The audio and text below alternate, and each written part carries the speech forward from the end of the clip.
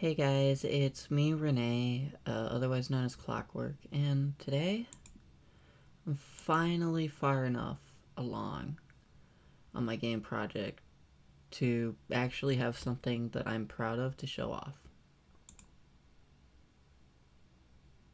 And yes, this will be your one and only flashing lights warning. That is loud. Give me a second.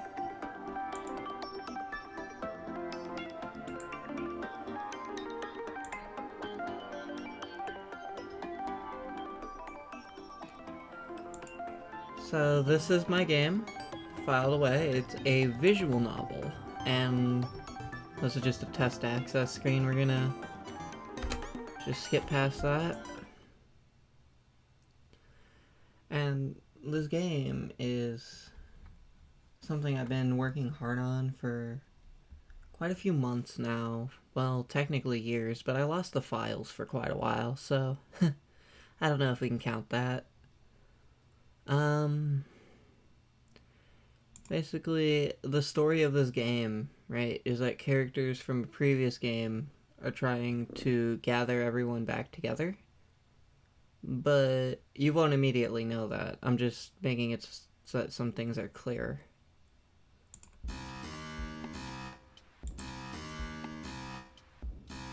But yeah, all my saves from constantly testing things.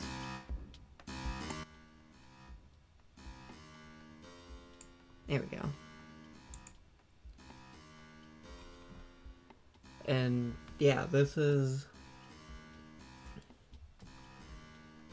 pretty much what it is currently right now. Is we're starting off with a cold open talk between two characters about a certain other character. I'll read it out. Some of the art isn't finished yet, but some of it is. So for Act 1, I'm going for like old school bad rotoscope PC game, if that makes sense.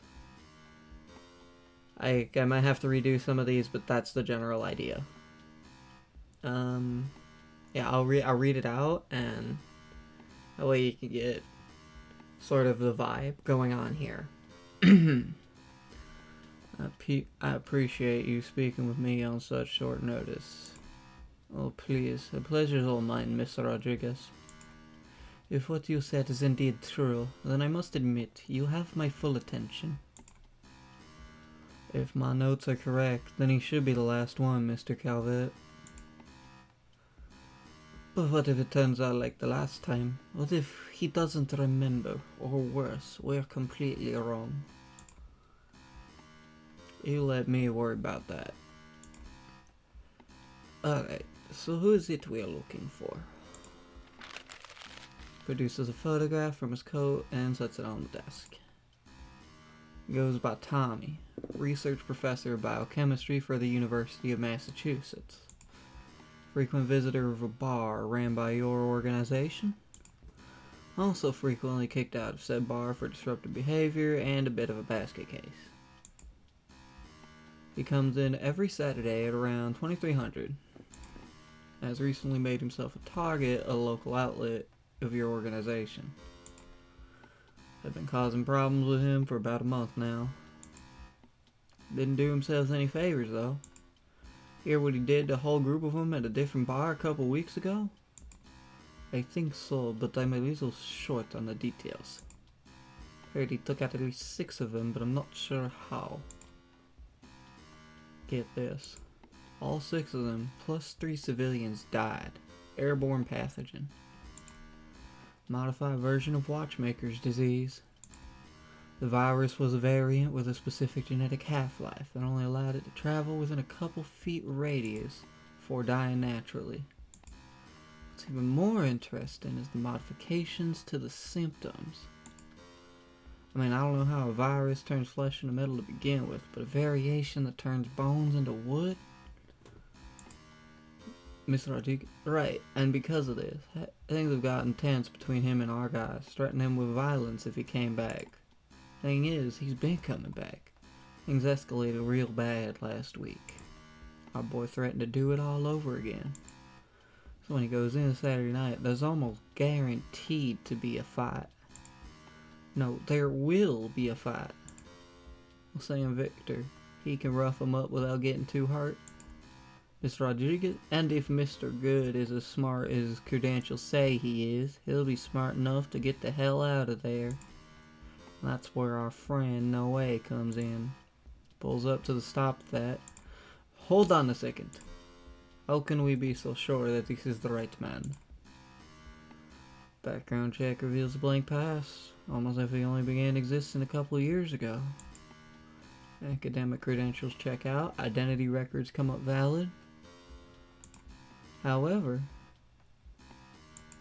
further digging reveals that his mother's name is not listed in patient records at the hospital on his birth certificate. Professors at the colleges he supposedly attended don't remember his name or recognize his face. Obtained his driver's license on May 28, 2021. No record of state identification beforehand. All the same signs as everybody else. Yes, Mr. Rodriguez, but I can't help but notice that everyone else we've gathered fit the descriptions you gave before we encountered them remarkably well. There was that tall German man with the pointed jaw and purple eyes, the young Asian man missing his eye, and hell, the strange details about that girl didn't add up till I met her. There's really only one case where the descriptions didn't match, but I still think something was up with him. That's correct, but what I saw him do to those men in that bar was truly the work of a very disturbed individual. I mean, the way he broke these people just so they'd be forced to watch each other die, that sounds more like a psychotic villain than it does a mild-mannered scientist. Don't you think? I suppose that makes sense.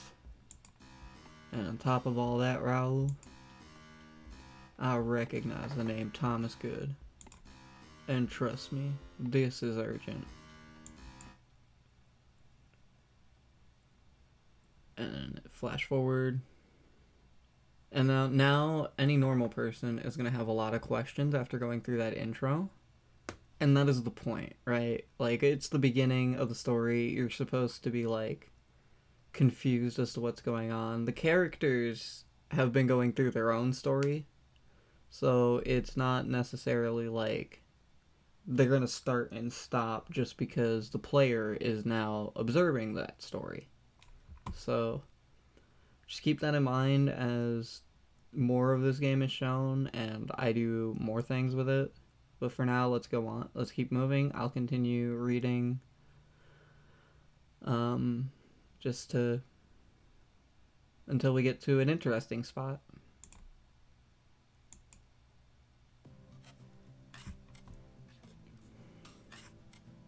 Excuse me, would you happen to know where I could find a Thomas Good?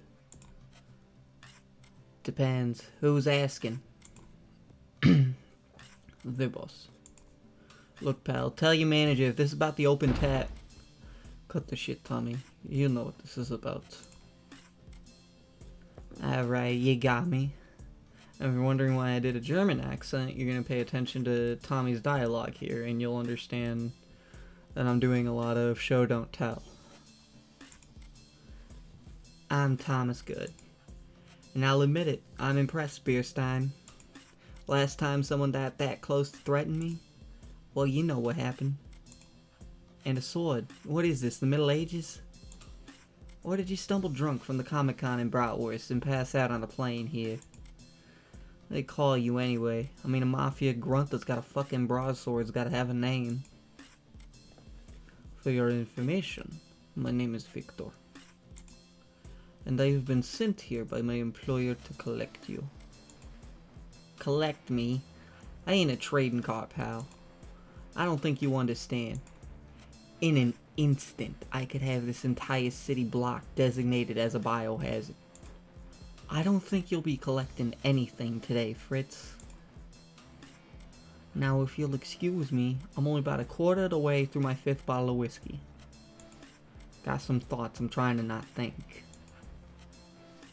And then you got the little chat heads that pop up. This is something I have adopted and I'm going to be using a lot more going forward because it fits with the Windows 95 fake computer aesthetic that we're going for here. Which, yeah, there's a reason for that. And it also allows me to get away with not drawing as many backgrounds, because that has been rough. You really don't get it, do you? Get what? Hey. Ah. Did you not think for even a second that there might be a reason I was sent in particular? I was sent because I'm practically invulnerable, Donkov. The Ritter, or the Knight, is what they call me. An immovable object. It doesn't matter what you think you can do. I am resistant to all toxins. Any physical damage you try is just gonna bounce off. That's right. I've been made aware of all your little tricks. Vaccinated against anything you might try. I knew you'd have a syringe in your pocket. Whether or not I'm entirely immune against whatever concoction you brewed up tonight remains to be seen. So go ahead. Try me. We can do this the easy way, or the way that ends with you in the hospital. Your choice. I really don't have any stake in this. Now, you'll see here you get two options. And if you click this one, I haven't fully updated the next scene, but you click this one and get sent to hospital. And it's kind of just a funny gag on, like, you chose not to fight, he just beat your ass anyway. And he got some funny lines in here, like blood alcohol level of 5. And, like, yeah, I plan to update more of this, but, like, I like the concept enough that I'm probably going to keep it in the final.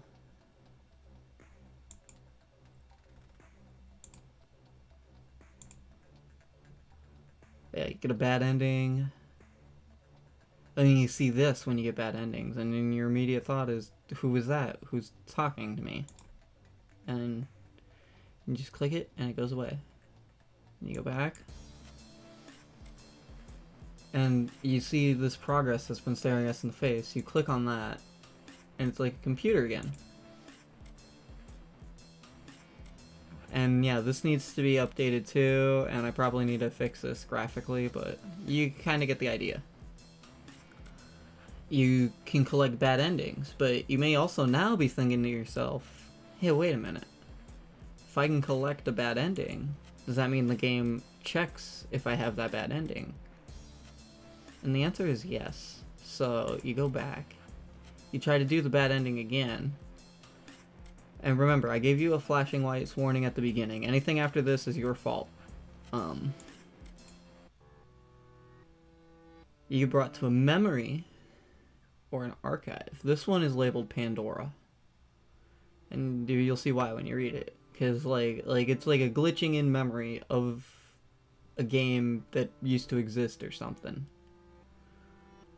And yet, like, I don't understand. What exactly is it you're concerned about? What I'm concerned about is the long-term survival of all mankind. I mean, sure, going out and stopping some big bad that wants to destroy the Earth every so often helps in the short term. But what about the problems you can't solve by just punching them or shooting them with laser beams? Things like diseases. What is it you think you'll be able to accomplish with your interesting plan? A universal vaccine and a world free from all illness. Forgive me, Doctor, but I have my doubts. I mean, you're talking about opening up the genetic engineering equivalent of Pandora's box here, and that's why it's called Pandora. You have no idea how the cells will affect your world's microorganisms, let alone macroorganisms like humans who will be getting these so-called vaccines. And then it just takes you to what would have happened had you clicked defend yourself. Right? Because you can't get a bad ending twice. And it's gonna keep track of that too. And you may be asking yourself, what is the point of all of this? And the point of all of this is in the name of the game, filed away. All the memories that were filed away, all the characters that were filed away when a previous project didn't happen. So it starts here, and now you get a fight with Victor. And this fight has a few things, right? You see over here he's got an armor stat and a really high HP stat. And you're over here and you just got 175 HP. Go to attack, you click on his body, you do 1 damage. Then he attacks you. And you gotta click over here fast enough to dodge. That is how combat and stuff works in this game, and how it's going to work as I program it and refine things going forward. So there's a few ways you can beat this boss. First, like, a lot of them just automatically send him to phase 2, right? Like, you go over here, you click on phase. If he doesn't block it, yeah, you just immediately get sent to phase 2. And then what you have to do in order to deal any substantial damage... Oh, this is another way to go to phase 2, is about like a 75% chance you knock his glasses off with a rock. I'm thinking of changing this option to chair, so it makes more sense with the bar setting, but I don't know yet. But what you want to do is you want to use syringe. It poisons him. Oh fuck, I missed the dodge input. It poisons him, and that stat will drop by 20 each turn while he's poisoned. And he'll take about 10 HP, I think. So, at this point, you just start wheeling on him. You start not doing any damage. Missed my input, I think. And you just... It keeps dropping. You deal more damage the lower that armor stat is. You deal more damage to his face than you do his body, because his sunglasses were part of the armor. Yeah, they keep popping back in when he uses attacks. That's because I haven't finished the graphics yet. And you'll see this button over here that'll pop up after a certain amount of time. It's the glitch action. And when you click this action, you have a 1 in 4 chance of restarting phase 2, but he keeps these values the same. Or jumping to phase 2 if you use it in phase 1. A 25% chance that he takes massive damage, a 25% chance you take massive damage, and a 25% chance you get healed. So you do that, and I took massive damage. And basically what it is like whenever you get backed into a corner in future fights, you just break the game. You just break the game to try to win. And I can adjust the odds as needed, so really it's like anytime in the future where 25 is like too harsh or the effects aren't good enough, like it's gonna be a very versatile option. It's just for this fight, those are the 4 options that it does. And the rock you found on the ground becomes a really heavy hitting weapon once his armor gets low.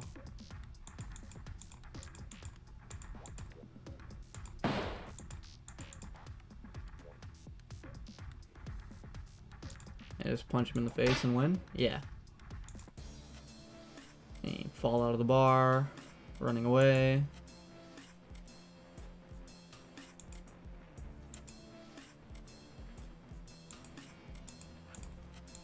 And then this one is another quote-unquote bad ending.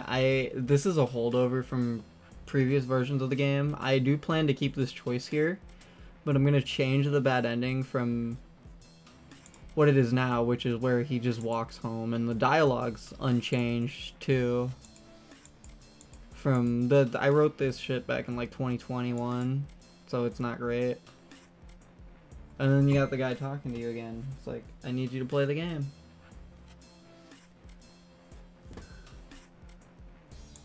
I'm just not. And go back. Oh, sorry, somebody's blowing up my phone.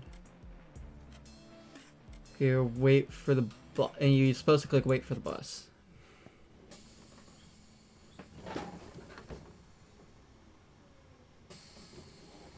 There's supposed to be music here, but I think I made a typo in the code again. But here we go. The job is done.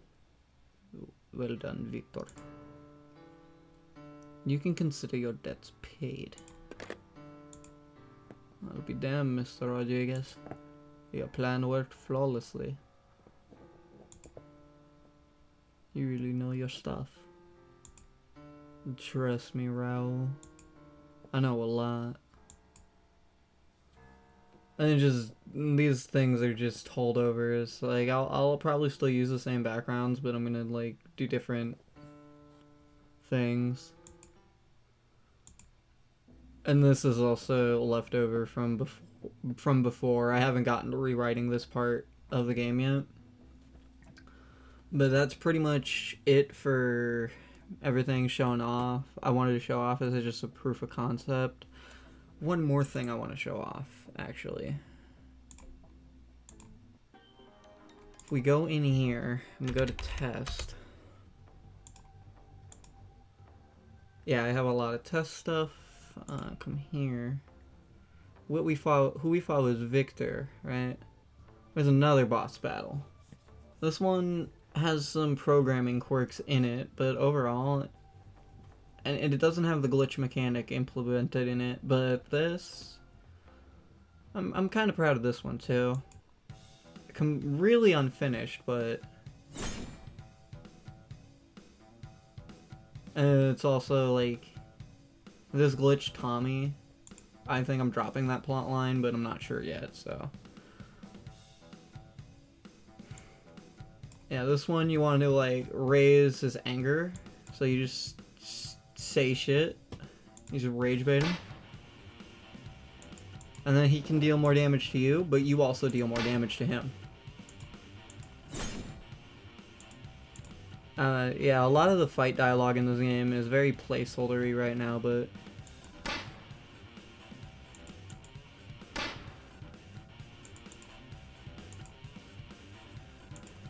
oh no, he didn't. He insulted the music taste.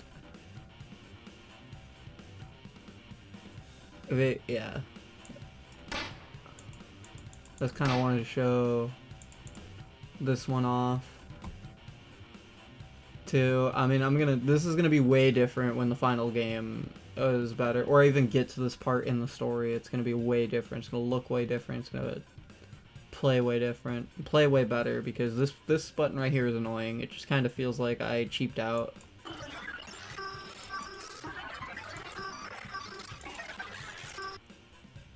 And oh yeah, this is what I wanted to show off too. He's got a parry, right? He'll ready a parry, and if you click attack, yeah, I have it broken right now to where he won't drop his parry. Yeah, he won't drop his parry. So I gotta like... But yeah, that's pretty much all I wanted to show off. Hopefully you guys look forward to seeing more of this in the future. I'm kind of happy with the direction it's going in finally after like 4 or 5 years. So yeah. Peace.